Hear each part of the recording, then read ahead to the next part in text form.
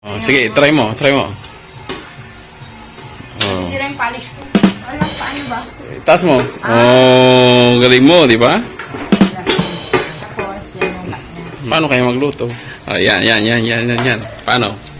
Nakasulat dito.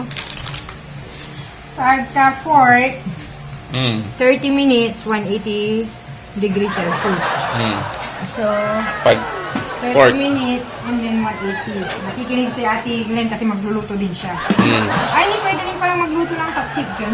Oh? Pero hindi naman tayo mahilig sa... Pero alam mo kung anong pwede? Ayan, no, fries. Pang price lang naman yata yan. Hindi Hindi tayo ng French fries. Guys, bumili kami ng air fryer. Hindi naman namin alam kung paano gamitin. Bakit mas matagal lutuin? Kasi whole chicken. Uy, tingnan mo papa. Magpa-fried chicken tayo. Pag whole chicken, 60 Mm. minutes. Kunyari sa Christmas, imbes na bibili ka ng lechon manok. Di mag-lechon manok na tayo dyan. Correct. Kasi hindi naman pwede sa New Year. Tapos, lechon belly. Bakit sa New Year pa? Bakit pwede naman araw-araw, di ba? Mag-work tayo, di ba? Ay, oo nga, no. Tapos, sa New Year naman, lechon belly ang lutuin natin. Okay, sige. Bumili pa tayo ng yung kalan natin na panlechon kung ito naman pala ang gagamitin Kasi natin. ito, social tayo sa bahay. Sa farm doon yun. Okay. Pang-farm lang yon. At least ito sa bahay, hindi tayo nadudumihan. Diba? Okay. Sige, try na natin ngayon. Kung paano. So, maluluto siya in sigsok lang. Sige, gawin mo na. Tingnan So, ang natin. gagawin natin, timplahin na natin yung karne. Liempo. Liempo. Okay?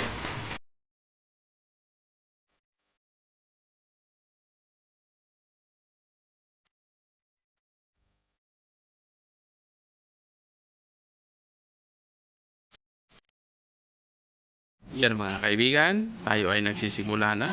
Ang pork pala, set natin ng 30 minutes, post 180 degree. So, antayin natin kung paano niya lulutuin. 10 minuto na lang, maluluto na ang aking niluluto. Excited na ako mga kaibigan kung gaano kasarap ito. Tapos na, titignan natin kung... Wow! Sarap! Yan siya, oh. Parang inihaw. Yummy. Walang mantika, no? Wala pa tayong tong. Saan yung tong natin? Masarap yan. Sana masarap. Oh, see, oh. Yeah.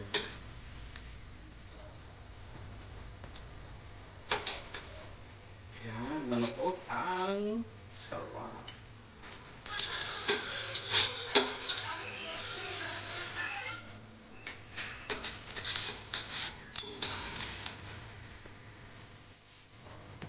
Kaibigan.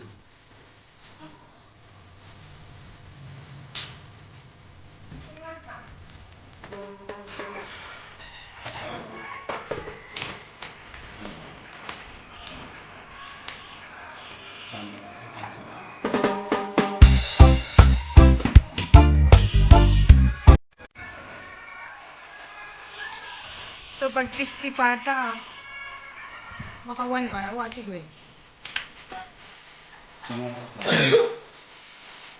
Pero ito, Hindi, try mo muna kayo. Tingnan mo.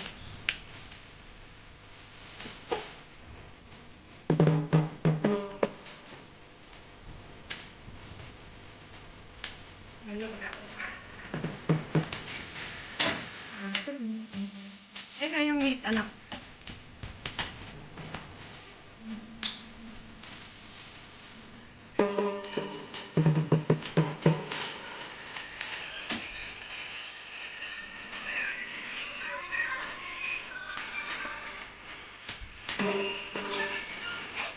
parang yun na.